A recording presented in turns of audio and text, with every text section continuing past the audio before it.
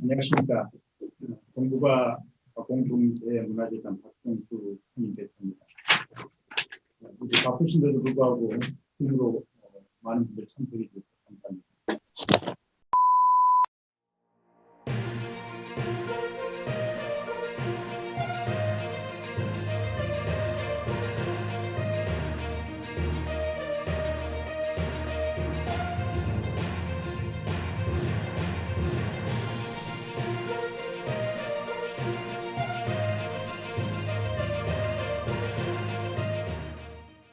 네, 안녕하십니까. 지금 소개받은 대중연구소 이태훈입니다. 오늘 제목이 좀 특이한 제목이긴 합니다. 중국이 바라보는 북한과 두만강 태평양. 어떻게 보면은 좀 복잡해 보이는데 사실 여기 핵심적인 의미가 다 담겨 있는 제목이라고 볼 수 있겠습니다. 제가 오늘 말씀드리는 것은 이 모든 것을 다 망라하는 것을 갖다 말씀드리는 게 아니고 중국이 갖고 있는 기본적인 인식, 한반도에 대한 인식이 뭐고 거기가 앞으로 우리가 살아가야 될 그 방향을 잡는데 어떻게 도움을 줄 수 있을까 이 문제에 대해서 여러분과 간단히 나눠보려고 하는 겁니다. 이렇게 연주하다 제목은 여기 결제문을 적어왔습니다. 그래서 지금 보시는 게 이제 한반도에 대한 중국의 북중 관계로 제목을 다시 정리했습니다만 그 의미는 세 가지 정도로 지금 요약을 해놨습니다. 우선 중국에게 있어서 한반도는 어떤 의미를 갖는 것인가, 이거는 우리가 평소에도 늘 생각하던 주제일 수도 있고, 그래서 거기에 간단히 먼저 대답을 한다면 두 가지 측면에서 의미가 있는 것이다. 그때 지정학적으로 볼 때 완충 지역이라는 것은 어떤 것과 완충 지역이냐. 지정학적인 완충 지역이 의미하는 것은 이때까지 중국이 한반도를 바라볼 때 북한뿐만 아니라 그러니까 한국까지 포함한 한반도를 놓고 미국과 직접 국경을 맞닥뜨리지 않고 같이 이렇게 공존해 나가는 데 있어서 상당히 의미가 있는 것으로 지정학적인 가치가 있는 거죠. 또 더군다나 지금은 주한 미군이 한국에 주둔하고 있고 북한이 그 나름대로는 중국과 동맹 관계에 있기 때문에 거기서 또 서로가 대치점을 갖다가 찾는다면은 역시 압록강을 국경으로 가는 중국 국경이 아니라는데 중국으로서는 상당히 안도를 할 수 있는 그런 지정학적인 가치가 있다 이렇게 여겨져 왔던 것입니다. 그래서 그런 의미는 중요한 것이고 또 하나는 지금 시대가 자꾸 변하다 보니까 중국이 대륙에 있는 국가로서 만족하고 살던 시절에서 이제는 바다로 나가야 된다. 이게 중국 지도부의 기본적인 사고방식이 바뀌어가지고 나가는 것이고 그것이 이미 공식적으로 천명이 됐습니다. 그것도 시진핑이 당 총석이 취임하는 제18차 당대회 2012년 또에 있었던 당대회에서 호신타오 주석이 정세 보고서에서 해양 당국을 천명을 했습니다. 해양을 19차 당대회 시진핑 2기 집권 할 때도 다시 한번 강조가 됐고요. 따라서 태평양 진출이라는 표현은 쓴 적이 없지만 해양으로 나가겠다. 대륙 국가에서 해양 국가로 발돋움하는 그런 그 전기가 이미 마련됐고 그거에 따라서 중국이 움직이고 있다. 따라서 태평양 진출에 있어서는 잠깐만 넘어가 보죠. 태평양 진출에 있어서는 교두보로서의 지금 한반도의 가치가 점점 커지고 있는 거 아닌가. 뭐 우리의 일반적인 생각이라고 보기에는 중국이 움직이고 있는 반경이 그만큼 확대되고 있다. 거기에 따라서 미국, 일본과도 자꾸 대치하는 국면이 점점 많아지고 있는 거 아니냐. 이런 지금 상황으로 발전하고 있는 거죠. 두 번째가 지경학적인 경제 협력이라고 이제 제가 썼는데, 지경학이라는 것은 좀 복잡한 것이 보이지만 결국은 경제적으로 이게 한 권역이 돼서 경제 협력을 하지 않으면 서로가 윈윈할 수가 없는 거죠.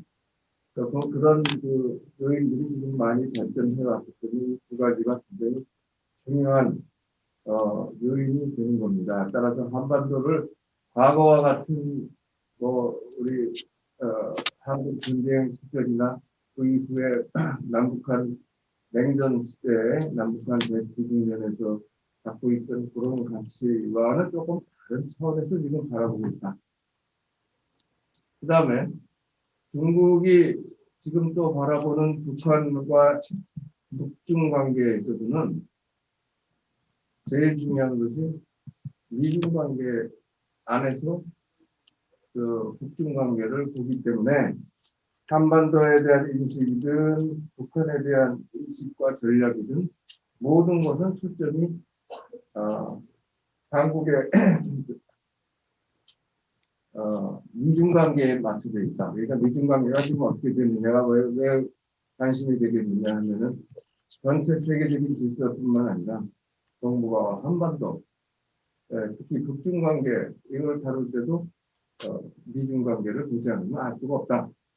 그 대표적인 사례가 지난번에 북미 정상회담을 둘러싸고 북중 정상회담이 5번이나 영어로 개최됐다는 것은 역사상 유례가 없는 일이었다. 이게 어떻게 가능했을까? 그것만 생각해봐도 않습니다. 그 다음에 세 번째로 그래서 북중 접경 지역의 협력이 과연 어떤 식으로 이루어져 가고 있고 또 앞으로 어떻게 될 거냐 했을 때는 지금 그 갈림길에 있습니다. 이게 상당히 여러 가지 방면에서 북한 핵 문제에도 불구하고 노력이 많이 되어온 부분인데 중국이 태평양으로 진출한 데 있어서 여러 가지 문제가 있지만 우선적으로 수레권을 확보하는 게 북한 땅을 통해서 할 수 있다는 것 시도를 한 적이 있어요. 낮은 선봉으로 나가는 수레권 확보를 위한 그런 전략으로 거기에서 저를 협력을 하고 서약을 맺어서 할 수 있었던 거라면 그것이 지금 코로나로 해서 국경 봉쇄가 됐죠. 북한 핵 문제로 계속 제재를 받고 있죠. 그다음에 동북 삼성하고 이제 북한이 좀 더 협력해 나갈 수 있는 게 뭔가 그래서 물류 같은 것들이 많이 필요하고 그런 하다 보니까 중국의 기본적인 1대1로 전략으로 연결이 되는 것인데 이것이 지금 교착 상태로 빠져들어갔다. 그래서 따라서 여기서 얘기하는 것들이 과연 방역 그리고 지만강 개발 계획이나 이런 것들하고는 또 어떻게 연결이 될 것인가까지 우리가 생각해 볼 수 있는 그런 점들을 제공하는 거라고 보고 있습니다. 다만 현재까지로서는 결론을 내기가 어려운 여러 가지 변수들이 있다는 것을 말씀드리고 이것이 핵심적인 내용들이라고 봅니다. 시간 관계상 제가 좀 빨리 나가겠습니다.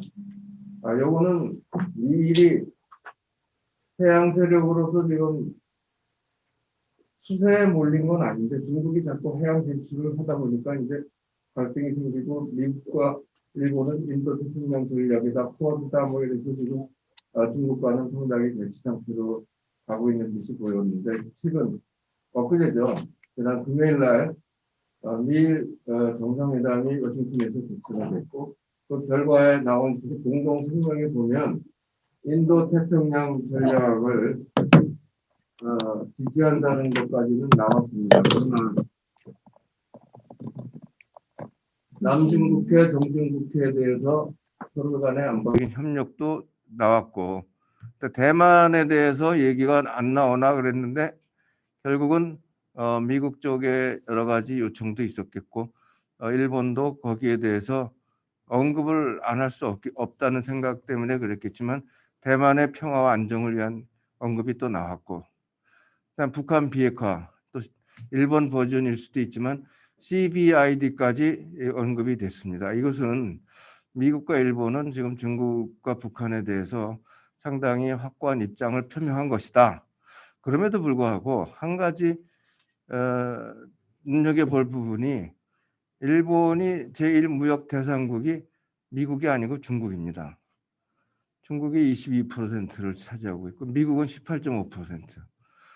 미국의 또 중국의 무역 대상국 1위도 미국이고 그래서 이런 경제 관계가 있기 때문에 그런 거인지는 모르겠지만 신장 위구르의 인권 문제나 이런 거에 대해서는 일본이 직접 개입은 하지 않았던 것으로 지금 보여지고 있습니다.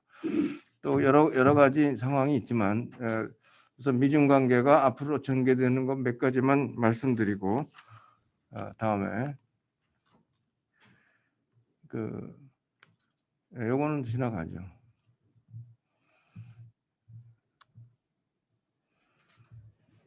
그래서 지금 중국이 갖고 있는 여러 가지 목적이 있지만 해양 진출이 한반도에 직접적인 연관이 된다고 봐서 그 해양 진출의 그림을 제가 지금 한번 보시라고 갖고 온 겁니다. 이것은 두 선이 있고 그 위에 화살표 3개가 있는 곳은 그게 낮은 선봉에서 동해 출해권을 확보했다는 것을 보여주는 것이고 그 다음에 그 빨간 선 도련선은 제1도련선이 일본의 오키나와를 지나서 류큐를 지나서 이쪽 동남아로 가는 선이 제1도련선이고 그 뒤에가 제2도련선인데 이것이 중국이 진출 목표를 이미 세워놓고 있는 곳입니다. 다만 이걸 견제하기 위해서 미사일과 관련된 여러 가지 대중 견제 전략에 일본이 직접 참여를 하고 있는지는 확실치 않지만 상당히 견제할 수 있는 그 라인이 되기 때문에 그것은 군사적인 거는 저기서 자세하게 다룰 필요가 없고요. 다만 그것 때문에 미국과 중국이 충돌할 수 있는 여지가 충분히 있다. 그러나 현재로서는 군사적으로는 미국의 상대가 되지 않는 중국의 입장에서 대결은 회피하려는 기본적인 입장을 갖고 있어서 군사적인 충돌까지 가는 것은 거의 가능성이 없다 이렇게 보여지고요.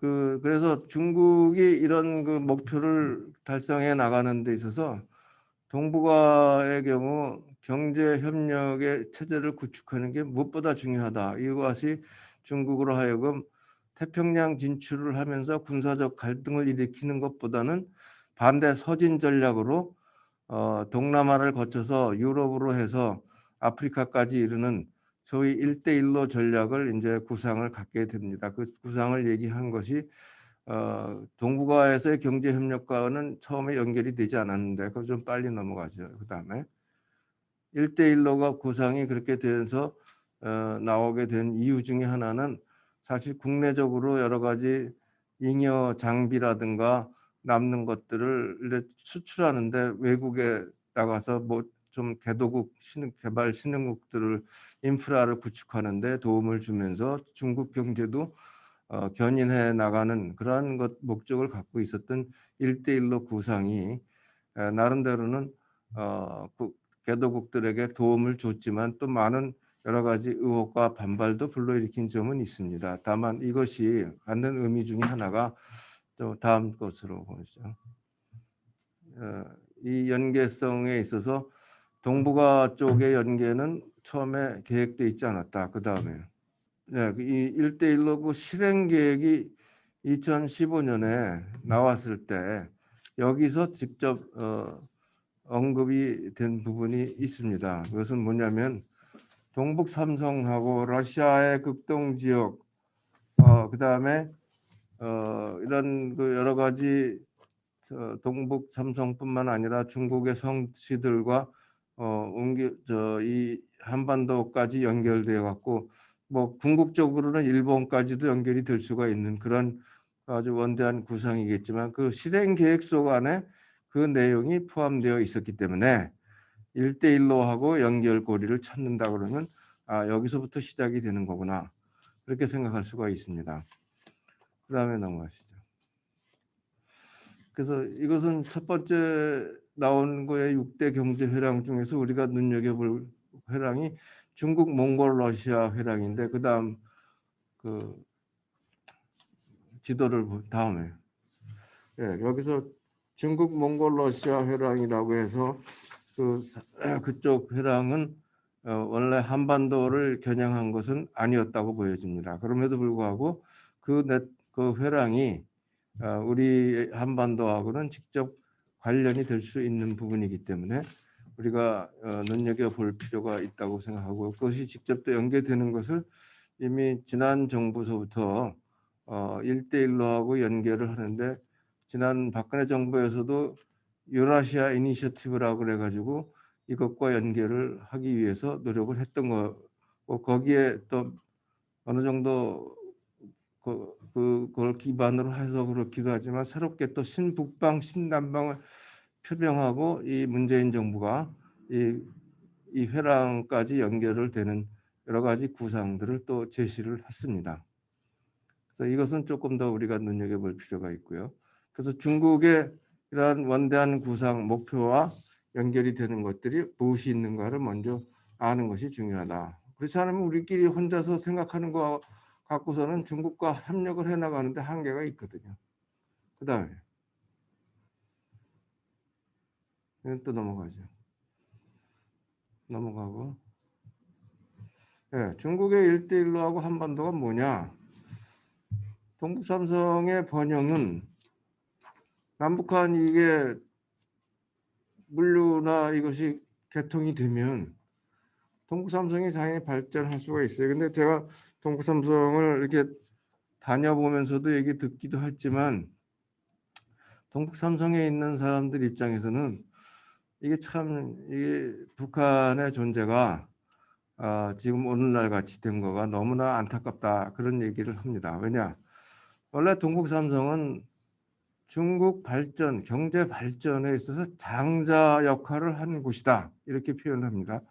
장자로서 한다는 게 결국은 중화학공업의 중추가 되었던 지역이고 발전을 견인해 나가는 그런 리딩하는 입장에 있었던 곳이 상대적으로 엄청 낙후가 됐습니다. 경제가 발전하고 세계 2위의 경제 대국이 됐는데도 불구하고 동북 지역은 특히 이 동북 삼성 지역은 굉장히 낙후가 된 이유 중에 하나가 이쪽으로 나가야 되는데 태평양 쪽으로 나가야 되는데 지금 북한이 경제 개혁 개방을 하지 않고 있으니까 서로 이게 맞물려서 돌아갈 수 있는 게 별로 없는 거죠.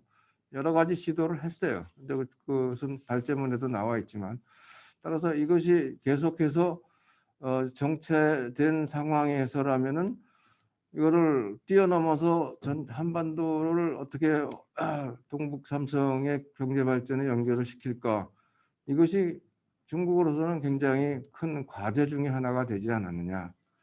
또 나아가서 보면은 결국은 한반도가 통일이 되어서 이러한 동북 삼성과 아주 자연스럽게 왕래하고 물류가 서로 교류가 된다면 개발이 된다면 동북아 경제권의 중심 지역이 역할을 할 수도 있을 것이다 아니냐 이런 구상들이 있었던 겁니다.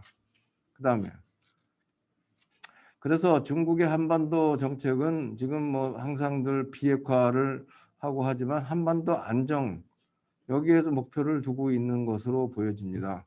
방법은 비핵화를 어떻게 하느냐도 있지만 안정을 취할 때는 이제 그 중국의 입장에서 이러한 1대1로 구상을 통해서 이 지역을 이제 더 경제 개발하고 가속 발전을 시키고 가속화시켜 나가는 그러한 구상을 갖고 있다고 보여지는데 너무 이 중국과 북한의 관계가 이것이 쉽지 않은 거죠. 지금 하나는 비핵화를 해야 되는 것 때문에 국제사회의 제재 속에서 이것을 어떻게 풀어가야 되느냐 이런 거고 또 다른 거 하나는 그럼에도 불구하고 동북삼성과 같은 지역의 발전을 위해서 경제적으로 어떤 협력의 고리를 만들어야 되는데 어떻게 할 것이냐 이것이 항상 고민스러운 거지만 그 다음에 나와서 그래서 결국은 중국도 뭐 혼자서 안 되고 미중 관계 속에서 이거를 풀 수밖에 없는 그런 이제 상황에 지금 와 있는 겁니다. 그래서 양국 간의 전략적 갈등은 이번에 그 중국이 전인대에서 이미 발표를 했지만 2035년까지 지금 GDP의 2배를 달성하겠다는 목표를 내거는 그 발표 이전부터 2035년까지는 죽어라 하고 경쟁을 하겠다는 입장이라서 지금 미중 간의 갈등은 줄어들 것 같지 않아요. 계속됩니다. 그러나 진짜 무력 충돌까지는 안 간다. 왜냐? 중국이 어느 나라보다 뼈아프게 교훈을 갖고 있는 건 뭐냐면 구소련이 무너질 때 미국과 스타워즈라고 하는 그 개념에 입각해서 막 거의 군사적인 경쟁을 엄청나게 벌이다가 결국은 자체적으로 무너졌다. 이 교훈 때문에 군사적으로 대결을 하는 식으로 경쟁을 해 벌려서 충돌까지 가는 그런 걸 만들 생각이 전혀 없다. 현재까지로는. 그래도 뭐 불가피하다고 하지만 불가피한 경우에도 어떻게든지 피해 나갈 길을 마련하려고 길을 쓰는 모습이 지금 보이고 있습니다. 그래서 기싸움에서는 뭐 절대 양보하지 않을 것 같은 그런 강경한 태도를 갖고 있지만 실질적인 무력 충돌까지는 어렵지 않느냐. 이 전망 하에서 미중 관계 제가 미국도 어떤 식으로 하냐 바이든 정부를 이제 그다음 넘어가시죠.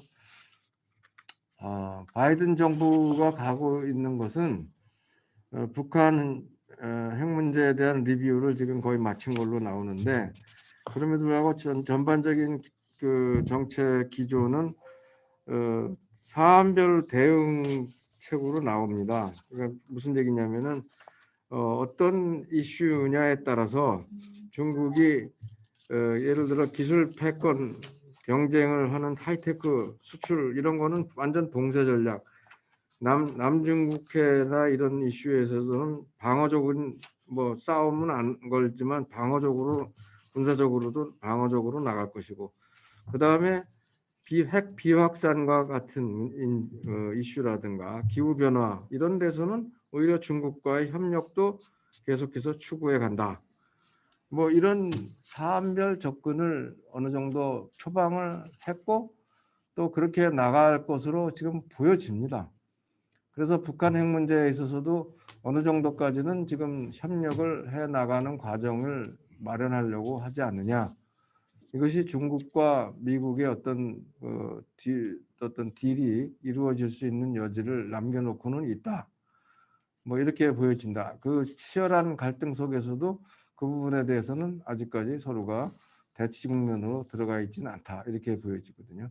따라서 한반도에게 지금 주어진 시간이 많지는 않지만 한반도 문제를 가지고 미국과 중국이 뭐 극단적인 충돌 과정으로 가지는 않을 것 같습니다. 다음에 그래서 북한 핵 문제도 어떻게 할 것인가를 아직은 뭐 구체적으로 다 나와 있지 않지만 어느 정도까지 북한을 협상 테이블로 끌어내는 데 있어서 협력하지 않을까. 그것이 뭐 압박이든 뭐 제재든 아니면 뭐 인도적 지원을 통한 뭐 협상 수단을 총동원하든 뭐 그건 여러 가지 단계에 달려 있겠지만요. 그 다음에 그래서 이것이 다음에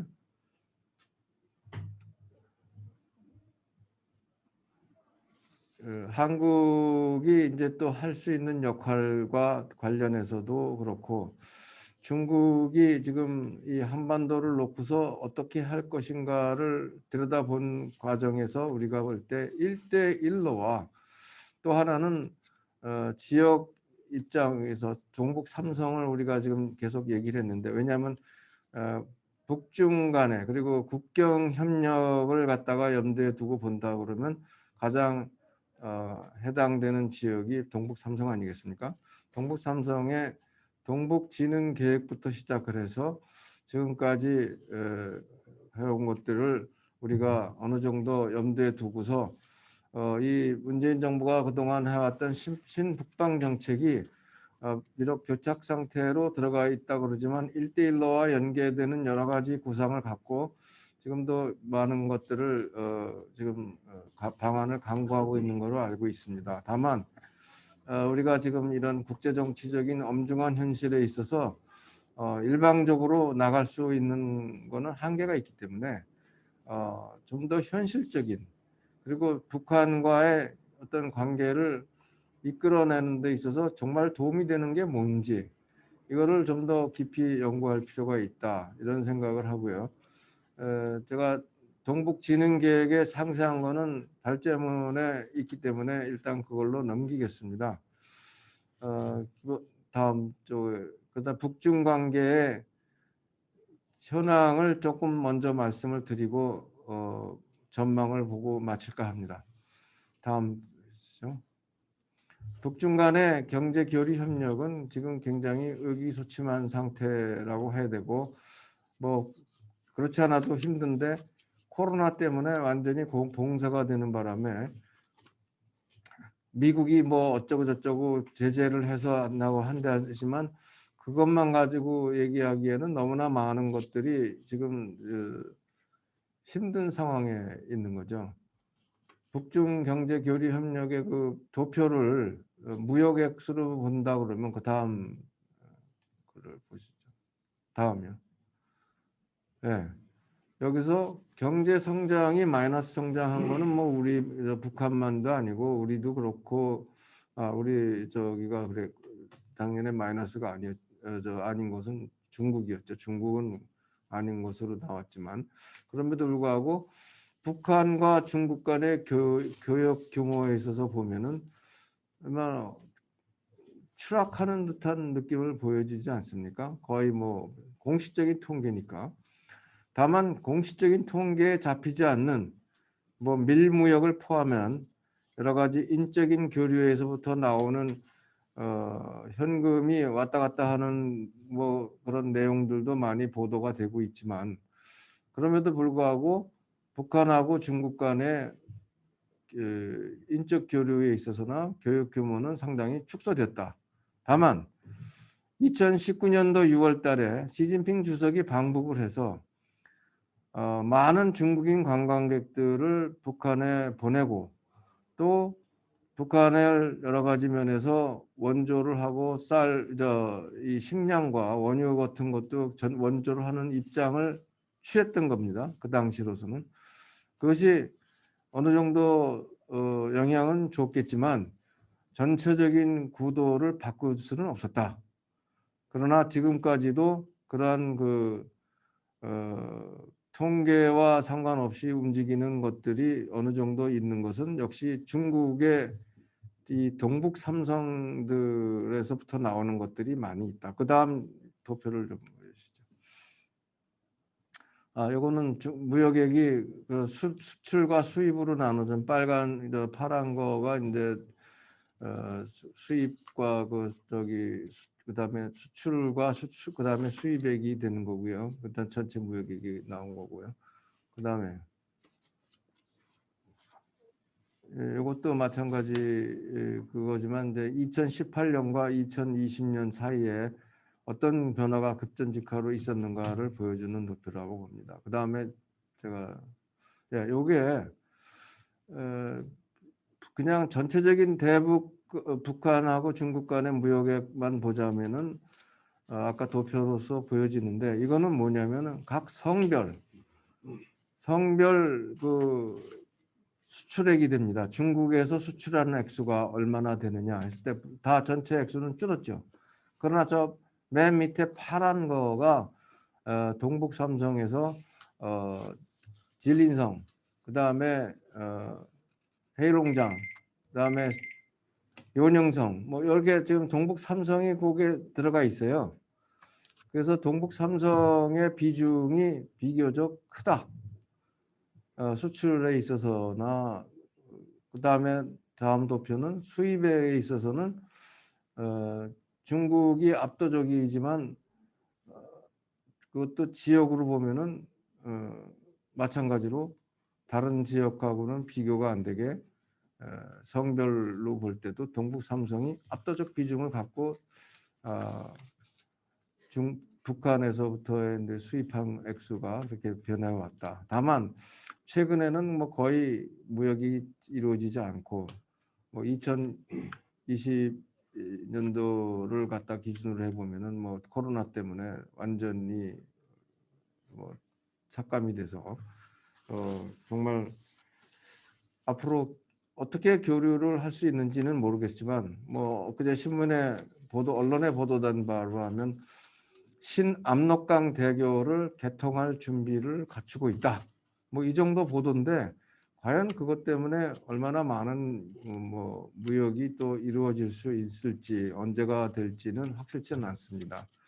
그래서 아직까지는 힘든데 그만큼 어려워진 경제에 도움이 될 수 있는 소위 인도적인 지원에 해당하는 대북 제재에 저촉이 되지 않고 인도적 지원에 해당하는 비료라든가 식량 이런 것을 지원하는 것들이 들어갈 수 있는 통로는 이제 좀 더 넓어지지 않을까. 이것이 중국이 북한의 그래도 안정을 바라고 북한을 관리하고 있는 차원에서 그렇다고 해서 북한을 대미 견제의 카드로 쓰기에는 또 여러 가지의 상황이 그렇게 되지 않는다고 봐서 그런 작용보다는 지금 북한을 안정적으로 관리해 나가는 것이 중국의 이익이다. 중국이 바라보는 한반도 북한에 있어서 그것이 좀 더 되는 것이 맞고요. 그 다음에 마지막으로 이거는 뭐 광역 두만강 개발 계획과하고 직접 연관은 아니지만 이 지역일 이 도표로서 볼 때 우리가 북한이 아직 철도나 이런 걸 가지고 뭐 장기적으로 우리가 구상이 있다 하더라도 어렵지 않습니까? 북한을 경유하지 않고 이 훈춘 지역이라고 하는 것은 저도 이제 가봐서 알지만 이것이 북한과 러시아와 극동 러시아와 중국이 서로 교차해서 만나는 지점인데 이런 데를 뚫고 들어갈 수 있는 것이 필요하지 않느냐. 뭐 물론 이것도 대북 제재가 풀리거나 뭐 다른 정황들이 좀 좋아진다 그러면 훨씬 더 쉽게 되겠지만 속초에서 떠나는 크루즈선이 자루비노 항을 들어가서 갔던 것이 시도가 되었습니다. 그러나 지금은 중단이 됐고 북한 핵실험의 여파도 있었고 해서 다만 슬라비앙카라고 그 옆에 있는 또 좀 더 큰 항만 도시로서 다시 연결되는 그 어떤 프로젝트를 추진하고 있는 걸로 알고 있는데 그것까지도 연결이 돼서 과연 그것이 중국의 TCR이라고 하는 저 철도와 연결이 되고 TSR 시베리아 철도하고 연결이 돼서 이 북방으로 진출할 수 있는 계기를 만들 뿐 아니라 여기 두만강 개발 계획과 관련된 여러 가지 프로젝트들이 또 나올 수 있는 가능성 그것은 어느 정도 중국과 한국이 협력할 뿐 아니라 러시아와 또 한국이 협력을 하면서 북한을 견인해낼 수 있는 기제가 마련되지 않는다면 쉽지는 않겠다.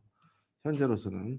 그러나 아까 모두에 말씀드렸듯이 중국이 바라보고 있는 한반도를 우리가 염두에 둔다면 우리로서는 어떻게 하면은 이 지역의 개발이 중국과 러시아 그리고 이제 뭐 북한을 포함해서 다 같이 공동의 이익이 될 것인가를 염두에 두고서 그러한 구상을 갖고서 전략을 수립해 나가는 것이 우리한테도 훨씬 유리할 뿐만 아니라 궁극적인 한반도 통일에 가장 중요한 전략이 될 수 있을 것이다. 이렇게 말씀을 드리고 마치도록 하겠습니다. 죄송합니다.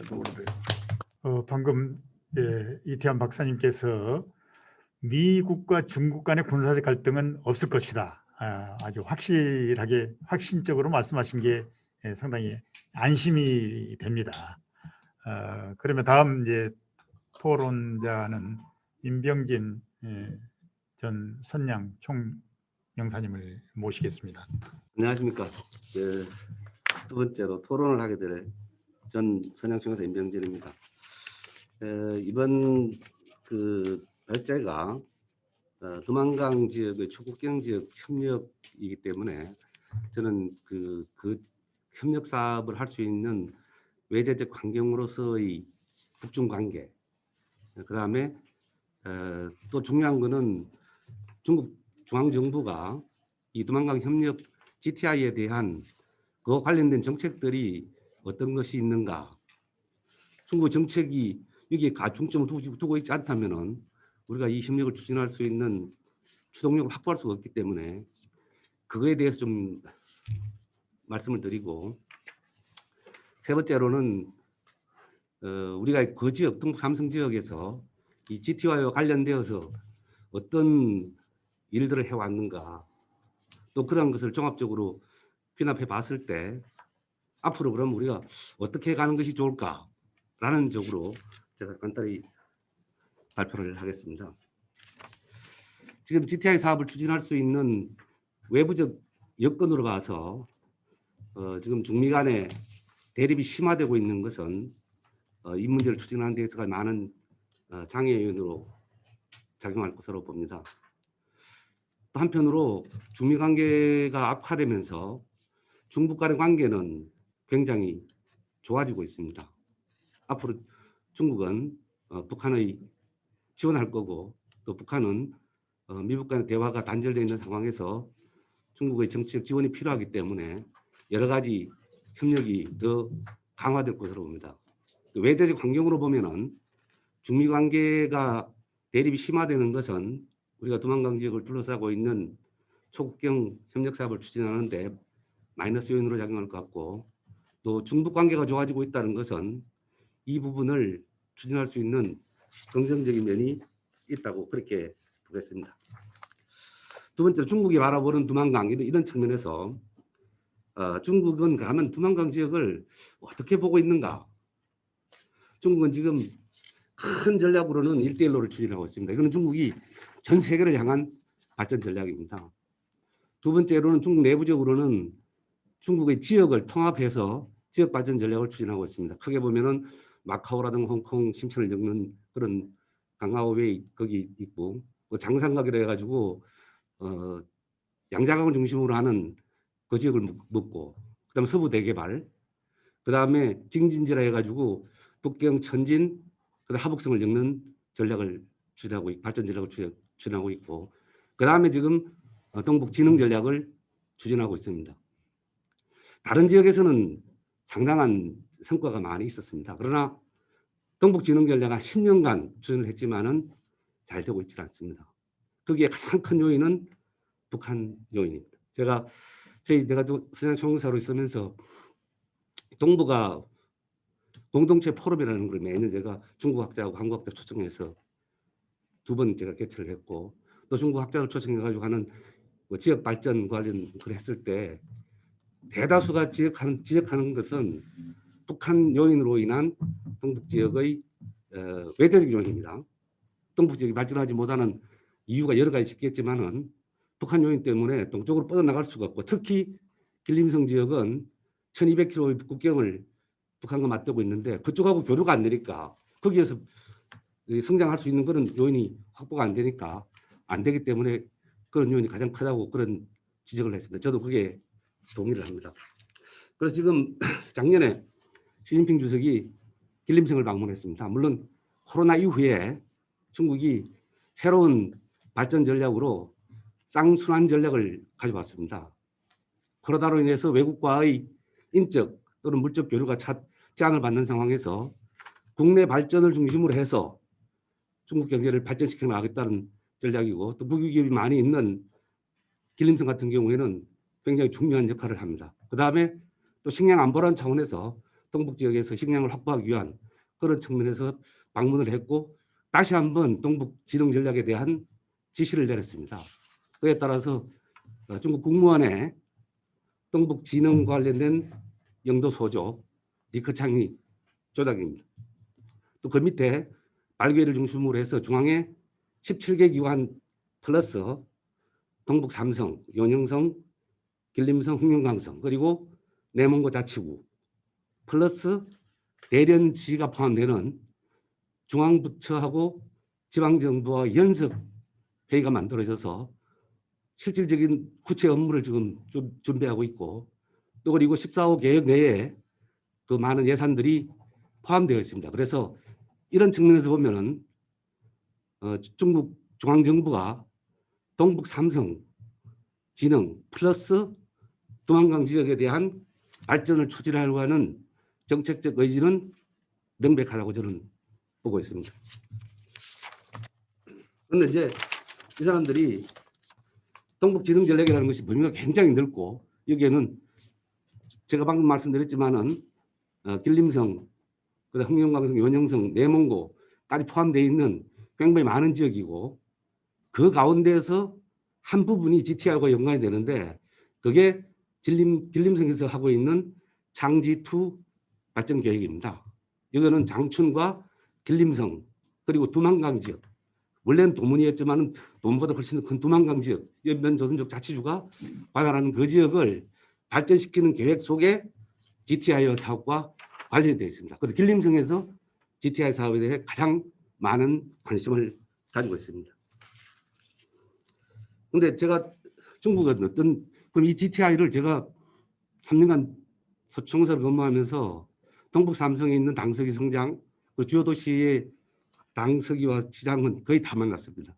그 과정에서 제가 한국의 신북방 정책과 중국의 1대1로를 어떻게 접목시킬 것인가. 우리는 정책적 의지가 있는데 중국이 관심이 없으면 그거 안 됩니다.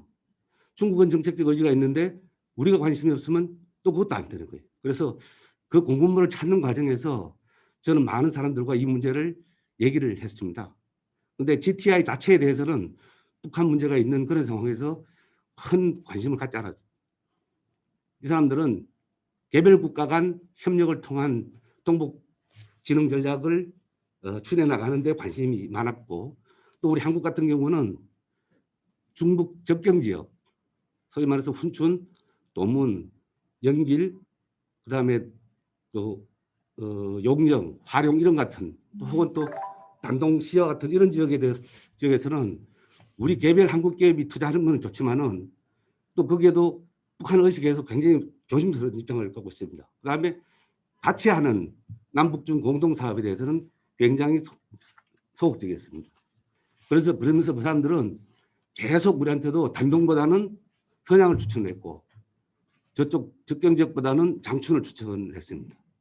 그 과정에서 우리가 결국은 권군 국방경제위원장이 제가 사실 2008년 공관장 회의 때 들어와서 너무 친북방 정책이 러시아 중심으로 추진되고 있어서 중국을 한번 왔으면 좋겠다 해서 제가 두 분 모셔서 길림성 당서기하고 연영성 당서기 만나서 최종적으로 이제 합의를 해서, 물론 거기에는 중앙 발개위의 승인을 거쳐서 장춘의 한중국제합작 시범구라는 것이 합의를 했습니다. 그것이 지금 우리 동북 삼성 지역 내에서 한중 간에 지난 3년간 이루어졌던 가장 큰 합의입니다.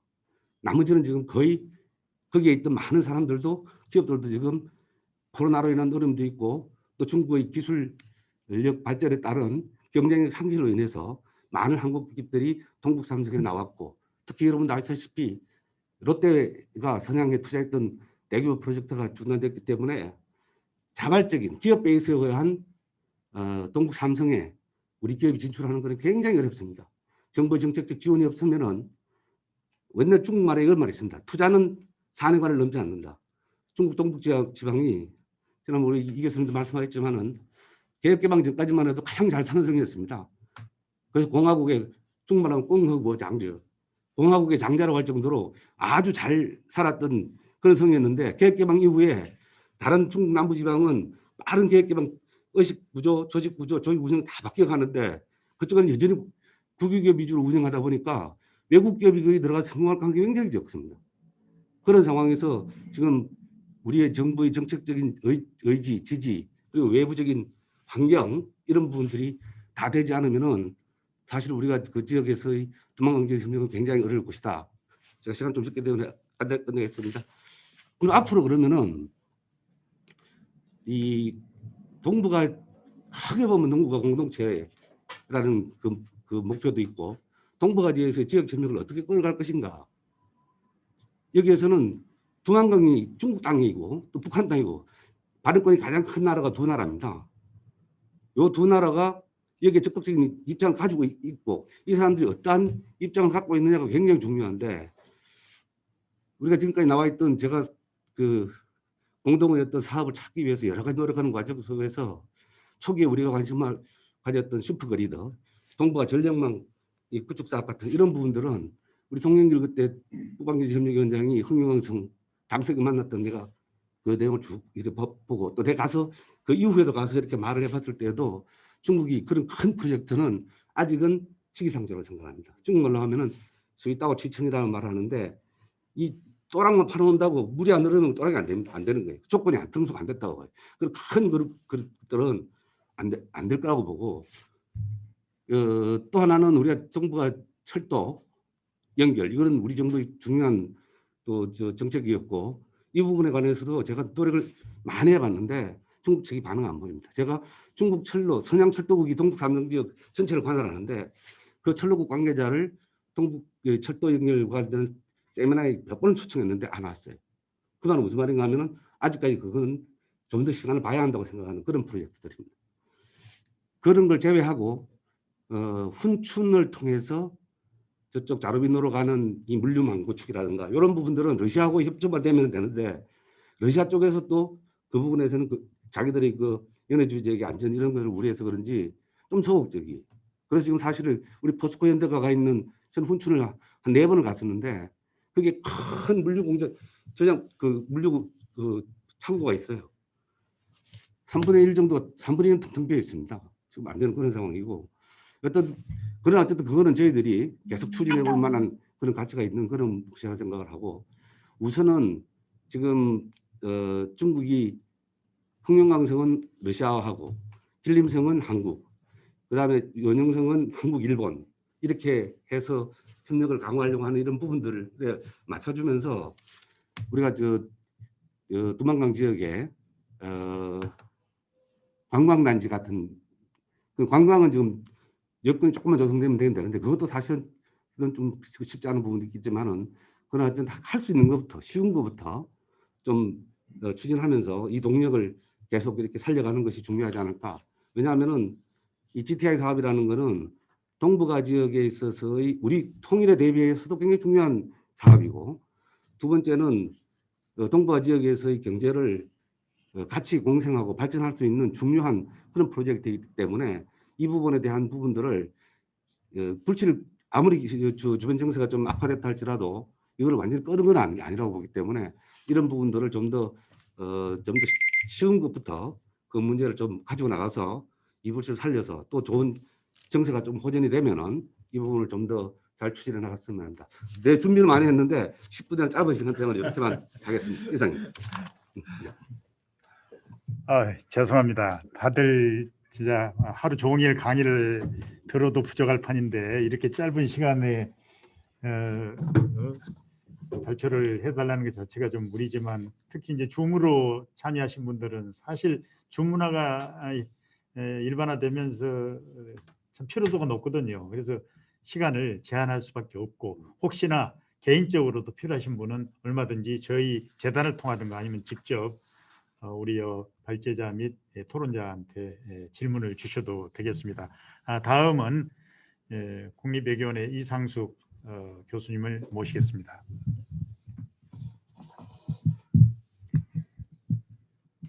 네, 안녕하십니까. 저는 잘 들리나요? 네, 국립외교원의 이상숙입니다. 사실 제가 발제문 처음 받고서 이렇게 여러 가지고 복합적인 바이든 시대에 중국이 바라보는 북한 땅, 두만강변 태평양을 어떤 분이 발표를 할까 제가 궁금했는데 역시나 이제 중국 문제를 오랫동안 연구해오신 우리 이태원 박사님이 포괄적으로 정말 다양한 분야를 다뤄주셔서 저도 공부를 많이 됐고 여러분도 많이 공부가 되셨을 거라고 생각이 됩니다. 앞서 두 분이 저보다 현장이나 혹은 중국에 대해서는 전문가시기 때문에 저는 중국 쪽 얘기보다는 빠진 부분 몇 가지와 북한 쪽의 얘기를 좀 하는 것으로 제 토론을 토론 시간을 쓰려고 합니다.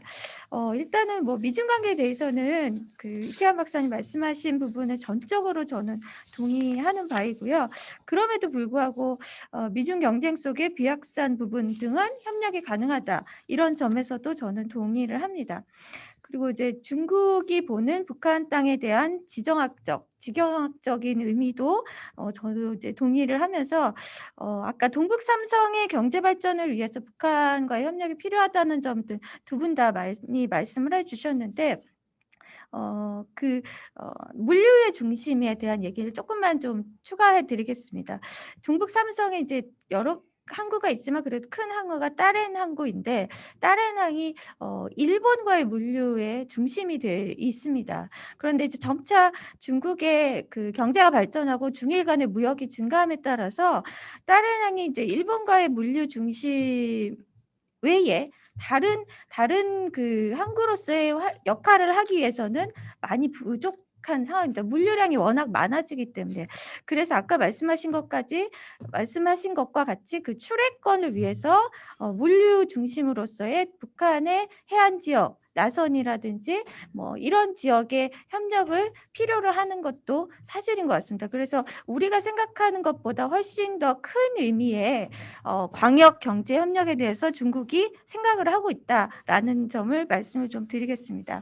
그다음에 북중 접경 지역 경제 협력이 이제 말씀하신 것 같이 많은 그 제재 때문에 많이 줄어든 부분 플러스 또 코로나로 일어난 북중 국경 봉쇄가 많은 그 북중 경제 협력에도 악영향을 미치고 있고 그 많은 통계 자료를 제시해 주셨듯이 그런 부분들이 있습니다.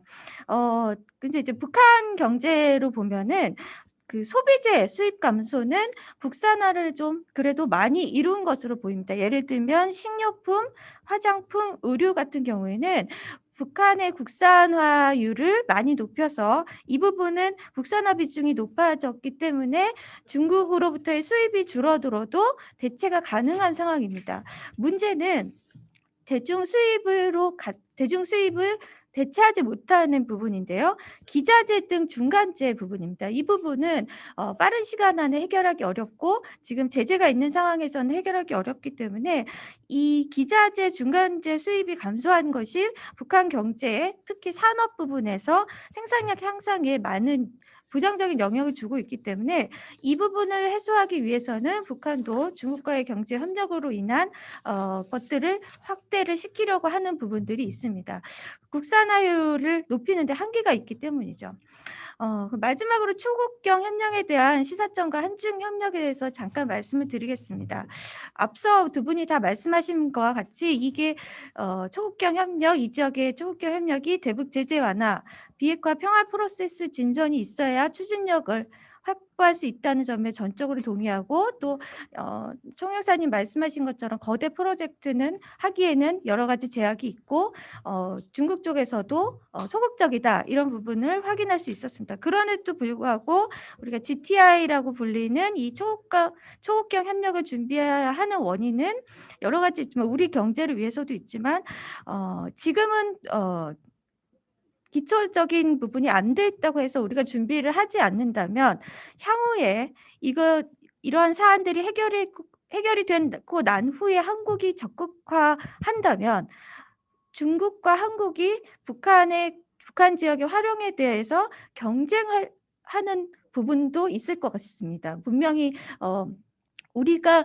채워주는 부분도 있겠지만 그런 상황이 된다면 한국과 중국이 경쟁하는 부분이 있는데 가능성이 있는데 만약에 이제 한중 간의 그런 경쟁이 된다면 한중 관계에도 부정적 영향을 미칠 것이고 또 각국에서 원하는 이익을 충분히 가져갈 수 없을 거라고 생각이 됩니다. 그렇기 때문에 지금 제반 여건이 조성되지 않은 상황에서도 우리는 이것을 준비해야 하는 것을 해야 되고 또 중국과 같이 협력하는 부분으로 준비를 해야 된다라고 생각을 합니다. 중국의 동북 삼성의 경우에는 그 동북아 물류 거점 건설에 대한 구상을 준비하고 있고 이에 대한 여러 가지 노하우도 뭐 북한과의 기업과 경제 협력을 한 노하우 같은 것도 있기 때문에 한중 양국이 협력하여서 이익을 공유할 필요성이 있다고 생각이 듭니다. 앞서 말씀하신 것처럼 거대 프로젝트는 아직은 시기상조로 보이고요. 제가 보기에는 소비재 등의 노동집약 산업이 아마 주류가 되지 않을까 싶습니다. 산업에서는 거기에 이제 IT 같은 분야들이 추가될 수 있을 것 같습니다. 최근에 북중 경제협력 상황을 보면은 아직은 뭐 재개되고 있지는 않지만 최근에 북한의 그러니까 주중 북한 대사가 임명이 됐는데 리룡남이라는 주중 대사입니다.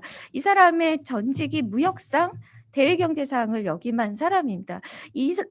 지금까지 북한에서 중국의 대사를 임명할 때 좀 시니어이고 정치적 영향력이 있는 사람들을 임명을 했는데 이번에 조금은 참신하고 경제통, 무역통을 임명한 것을 보아서는 향후 중국과의 경제협력 확대를 위한 그런 포석으로 보입니다. 그리고 이제 부분적으로 지난달 중순부터 소규모 물자 교류 이런 계약 등의 움직임이 좀 보이고 있다고 합니다. 그래서 아무래도 북중 국경 봉쇄가 완화가 되면 바로 들어갈 수 있을 정도로 준비를 하고 있다고 합니다. 이런 부분에서 보면은 한국도 중국과 협력으로 같이 들어가야 하는 게 아닌가라고 생각이 됩니다. 여러분들이 잘 아시겠지만 우리가 남북 경협을 대표적으로 했던 개성공단의 같은 경우에는 우리나라의 중소기업이 들어갔었고 개성공단에 뭐 한 5년 전이긴 하지만 최저임금이 8만 원대였고요. 그다음에 이제 수당이나 뭐 야근 수당 우리가 제공하는 초코파이까지 모두 합쳐도 15만 원, 16만 원이었습니다. 한 달에 임금이. 지금은 어느 지역을 가도 20만 원이 안 되는 임금을 쓸 수가 없죠. 베트남도 마찬가지고 중국도 마찬가지고.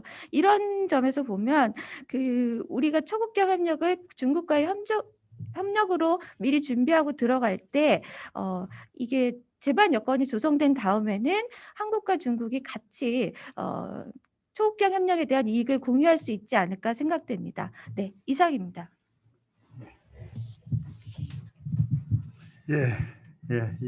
이상숙 교수님 감사합니다. 시간을 지키려다 보니까 중요한 그런 내용들을 다 말씀드리지 못한 아쉬움도 있습니다만 다음 기회에 더 기회를 갖기로 하고요. 지금 이제 저희들이 우선 플로어에 계신 분들의 좀 질문을 몇 분 좀 받겠습니다. 우리 줌에 참가하신 분 저기 보니까 김혜순 교수님 독일에서 들어오신 거 아닙니까? 네, 안녕하세요. 김혜순입니다. 박 교수님 수고 많으셨습니다. 저 지금 한국에 있습니다. 한국에 오셨어요? 저 독일에 네네. 계신 줄 알았더니. 예.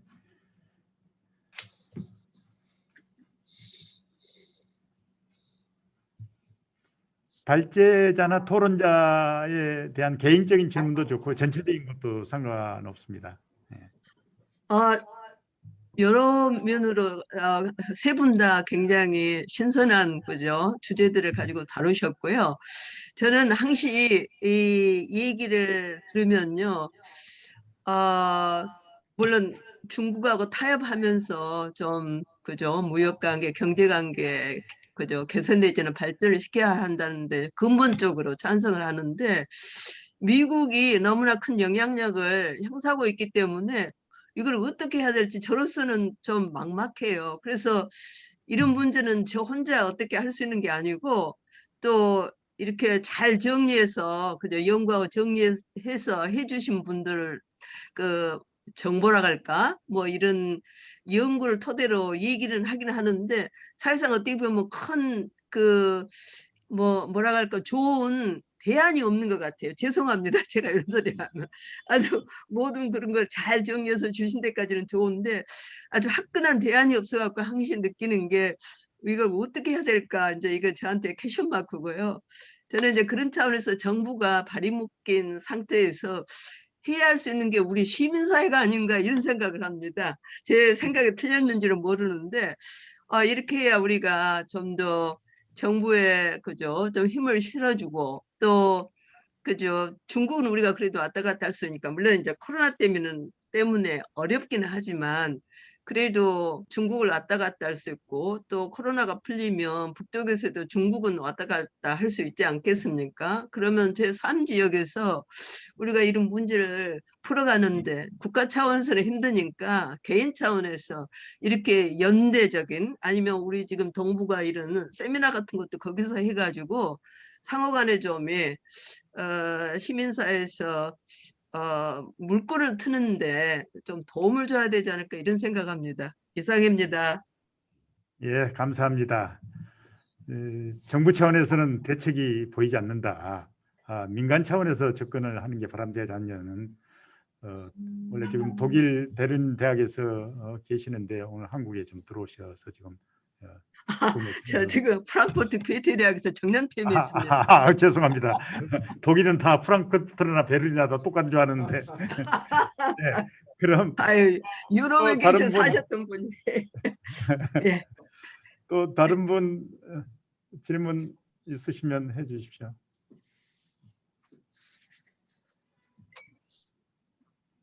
예, 그러면 시간이 제약되어 있기 때문에 방금 김효순 교수님과 토론자 두 분이 평가하신 그 내용을 중심으로 해서 오늘 발제하신 이태환 박사님께서 한 5분 정도로 거기에 대한 의견을 해주셨으면 감사하겠습니다.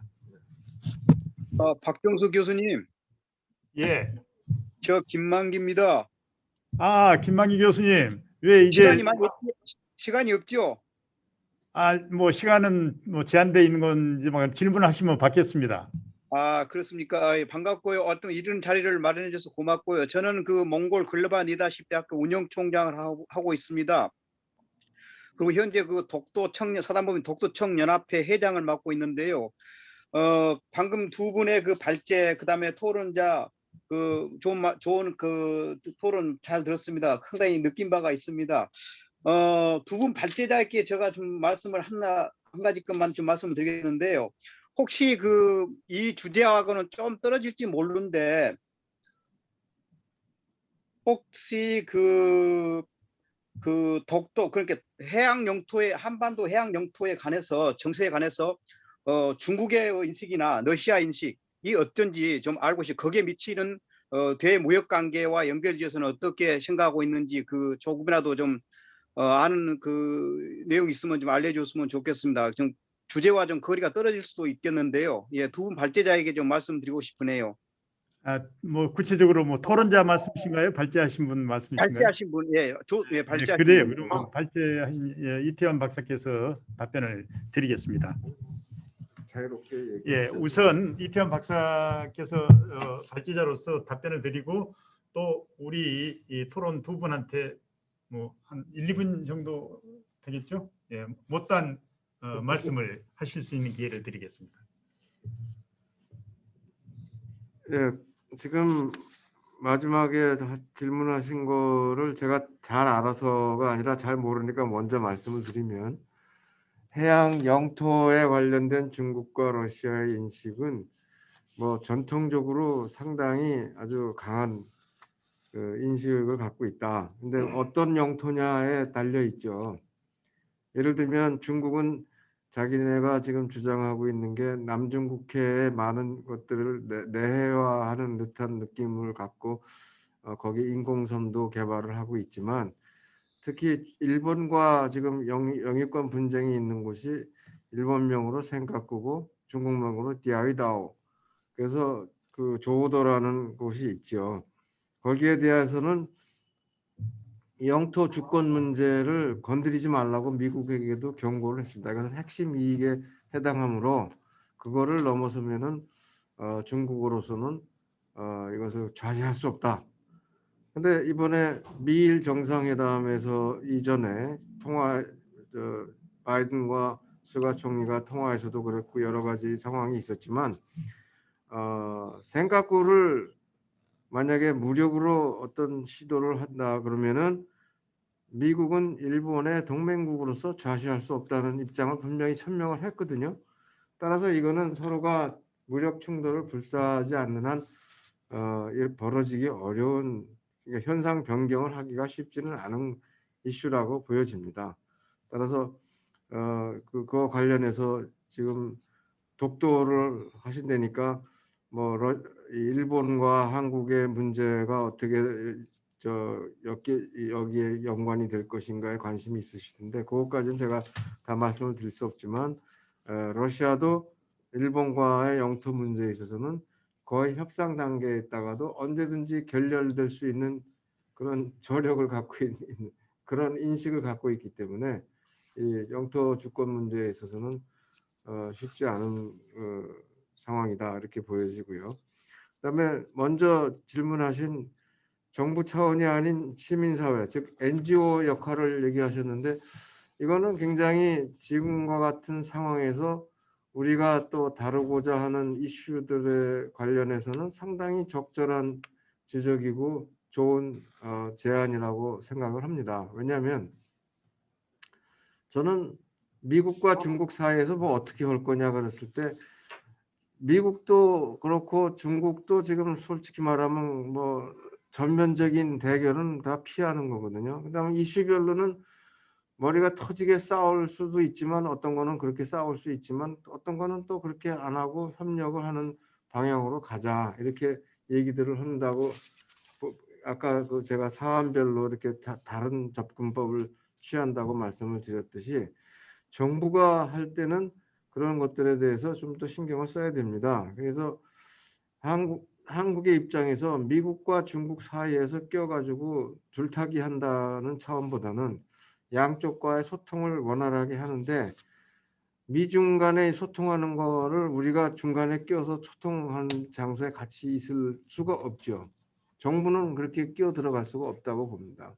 그러나 시민사회나 NGO, 시민사회라는 게 뭐 꼭 저기도 아니지만 NGO 레벨에서는 이런 그 재단에서 좀 하셔도 되고요. 같이 소통할 수 있는 채널을 만든다면 우리가 좀 더 이렇게 원대한 그 구상을 가지고 얘기할 때는 서로가 굉장히 이해를 높일 수가 있고 오해를 불식시켜 나갈 수 있는 장이 열린다. 이제 그런 면에 그런 노력은 해야 되고 한반도 문제와 관련해서는 한국이 좀 더 여기에 적극적인 역할을 할 수 있어야 된다는 생각을 합니다. 마지막으로 두 분의 토론은 너무 적절하고 아주 내용이 충실하게 보완을 해주셔가지고 제가 뭐 서로 반론도 제기 안 하신 것 같아서 뭐 질문도 그렇고 그래서 여기에 발제 내용에 제가 오히려 질문을 드리고 싶은 생각이 있는데 시간 관계상 여기까지 하겠습니다. 네. 예, 제가 한 말씀 드려도 되겠습니까? 예. 예, 간단하게 저 한 2, 3분 정도만 말씀을 드리도록 하겠습니다. 저는 이제 1992년도에 트라디피 그러니까 두만강을 담당한 경제기업은 사무관이었습니다.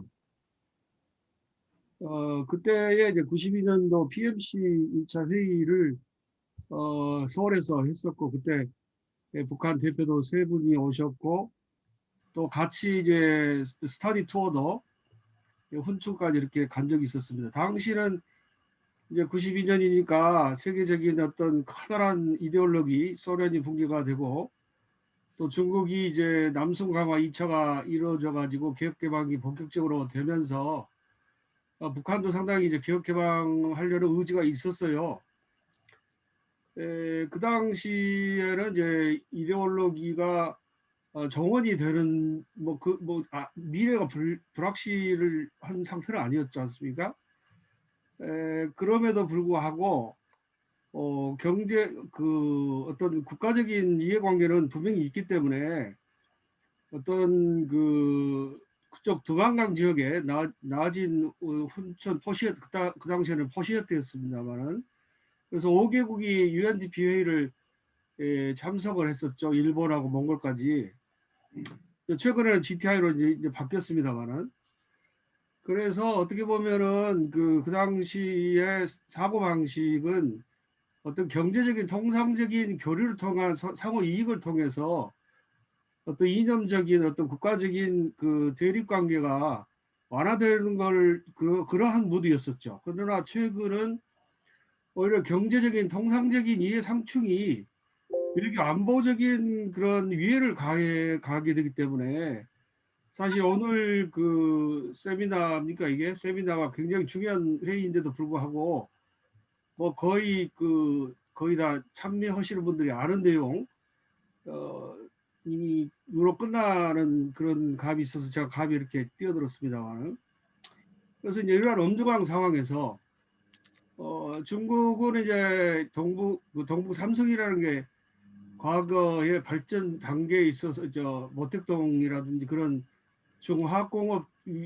그러한 상황에서는 굉장히 선진 지역이었었는데 등소평 이후에 후진 지역으로 됐단 말이죠. 그래서 굉장히 지역 간의 그 형평성의 문제가 있기 때문에 시진핑도 본격적으로 하려고 합니다만은 결국까지 그 미중 관계라는 그런 엄중한 상황이 처했기 때문에 불가능하니까 제가 생각하는 거는 아까 교수님도 어느 교수님 말씀하셨습니다만은 민간 교류 그러니까 지금 이제 경제 교류가 안 되고 더 나가서는 뭐 그 전쟁까지 이렇게 암시되는 측면도 많이 있죠. 무슨 다이아몬드다 뭐 해가지고 근데 제가 생각하는 거는 결국 이제 문화 예술 측면인데 예를 들면은 그 유럽과 같은 지역에서도 뭐 석탄으로 경제 교류를 통해서 EU가 탄생하는 계기가 됐습니다만은 그런 게 안 되기 때문에 유럽의 그런 축구 리그 같은 거, 동북아의 축구 리그 이런 그 체육을 통한 그러한 걸 제기를 하고 지금 보면은 이제 고고학적인 그런 교류조차도 동북공정이라 해서 영토적인 개념이 되어버리기 때문에 굉장히 어려운 측면이지만 죄송합니다만 지금 뭐 시간이 너무 제한되기 때문에 간단히 짧게 좀 마무리해 말씀드려서 주십니까? 간단히 말씀드려서 물꼬를 틀 수 있는 것 같으면은 예를 들어서 동북아 축구 리그라든지 이런 것을 그러면 미국이 반대할 이유가 없지 않습니까? 지금 결과서는 미국이 반대를 하지 않는 사업을 해야 된다 이런 말씀입니다. 예, 감사합니다. 예, 감사합니다. 보니까 이제 정치적인 민감한 것보다는 비정치적인 그런 영역에서 접근하자는 그런 그 좋은 의견을 주셨습니다. 그러면 임병진 총영사님, 한 뭐 마무리 발언 한 마무리 발언. 2분 정도로. 그 중국 동북 삼성 특히 두만강을 둘러싸고 있는 국제 간 협력 부분은 그 참가자들 간의 각각의 이해관계 또 공통의 분모를 찾아내는 것이 그렇게 쉽지만은 않습니다. 그래서 그 부분들을 사실은 어떻게 우리가 발굴해내고 또 그것이 좀 더 나은 단계로 이렇게 발전해 갈 수 있는가 하는 그런 부분들은 사실은 제가 거기에 그 지역에서 한 3년간 근무를 하면서 계속 내가 그 문제를 떠나지 않았었고 또 그러나 실제로 나는 굉장히 하고 싶어 하지만은 상대방한테 얘기를 해보면은 상대방의 반응이 거의 없을 수가 있고 그런 공분모를 찾아내는 작업들 그런 과정에 저는 정부나 또는 우리 관변 단체, 학술 단체나 아니면 우리 민간 조직이 그런 분위기를 만들어 할 필요가 있다는 데는 전적으로 공감을 합니다. 그래서 이 부분은 여러 가지 지금 우리가 외부적 요인 가운데 제약 요소가 있는 상황에서 우리가 어떻게 하면은 지금 우리가 좋은 방향으로 나가기 위한 여건을 만들어 갈 것인가. 이거는 정부 그다음에 분명히 정부 간에도 협의할 부분이 있습니다. 왜냐하면은 정부 간에도 같이 하고자 하는 공통 분모가 있으니까요.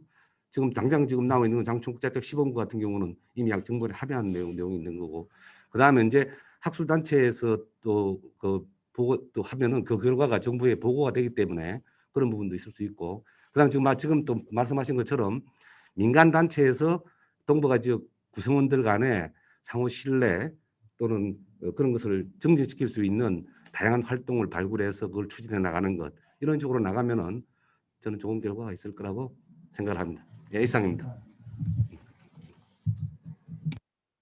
지금 저희의 상황을 보면 이 GTI나 초국경 협력이 가능할까? 그런 회의론도 있는 것이 사실입니다. 그렇지만 제가 말미에 말씀드렸 아시다시피 저희가 준비하지 않으면 우리가 그 초국경 협력의 선점을 놓칠 수도 있고 또 초국경 협력의 이익을 우리가 공유하지 못하는 상황도 있을 수 있기 때문에 앞서 말씀해 주신 것처럼 민간 단체의 NGO 단체의 노력이라든지 토론장에 올려주신 것처럼 조선족들을 협력하여서 할 수 있는 노력들을 발굴하고 찾아보는 노력들이 필요하다라고 생각을 합니다. 네, 이상입니다. 예, 우리 저 발제자 및 토론하신 두 분께서 협조를 해주셔서 한 2, 3분 지났습니다. 예정된 시간보다. 줌으로 참가하신 여러분들 아무래도 피곤하시죠. 이렇게 장시간 계속 경청을 해주시고 참여해 주셔서 감사드립니다. 무엇보다도 오늘 발제한 내용들 중에 가장 지금 첨예하게 대립하고 있는 미국과 중국 관계, 뭐 군사적인 갈등은 있을 수 있지만 대체로까지는 폭발할 가능성은 없다는 게 오늘 발제하신 이태원 박사께서 해주신 내용 중에 하나의 중요한 팁이 될 수 있고요.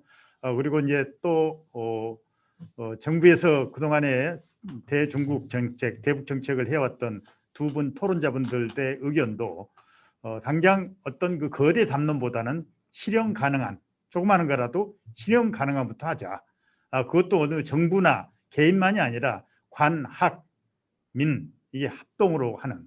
그리고 우리 또 플로에서 이제 말씀하신 내용 중에 정부 차원에서만 너무 고집하지 말고 비정치적인 분야, 스포츠나 기타 학술 탐사나 이런 분야에서 협력을 하면 앞으로 그 두만강 개발 계획을 중심으로 한 초국경 협력이 잘 될 수 있지 않겠느냐. 그리고 지금 미리 준비를 안 해놓으면 정작 기회가 왔을 때 오히려 그 기회를 상실할 수 있는 가능성이 있다라는 그 지적도 해주셨습니다. 오늘 참석하신 발제자님 그리고 토론자님 감사합니다. 그리고 줌으로 참가하신 모든 여러분들께 감사드리면서 다음 제 4차 정책 세미나는 5월 셋째 주 월요일 이 시간에 이젠 러시아가 바라보는 바이든 시대의 러시아가 바라보는 북한, 두만강, 태평양 이 주제로 여러분을 모시겠습니다. 감사합니다.